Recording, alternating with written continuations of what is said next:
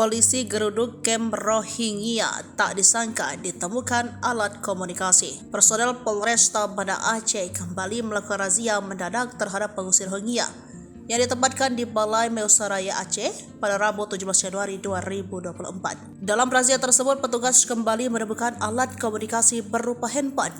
Ponsel yang ditemukan tersebut merek Titanic dari tangan Ayatullah, 19 tahun, salah satu etnis Rohingya. Kapolres Banda Aceh, Kombes Pol Fahmi Irwan Ramli melalui Kasat Intelkam Kompol Suryo Sumatri Darmoyo mengatakan saat itu HP tersebut ditemukan dari tangan Ayatullah. Benar, HP ditemukan saat petugas melakukan pemantauan setelah melaksanakan sholat Isya dan pengajian rutin, katanya Kamis 18 Januari 2024. Ia mengatakan HP tanpa SIM card itu ditemukan pada jam 8:41 menit dari tangan Ayatullah. Alat komunikasi itu disembunyikan di tempat yang aman saat dilakukan razia oleh polisi. Sebelumnya, personel Polresta Banda Aceh menggeledah barang warga etnis Rohingya yang ditampung sementara di BMA di Banda Aceh. Dalam penggeledahan itu, polisi menemukan 15 ponsel bermerek Rabu 20 Desember 2023 lalu.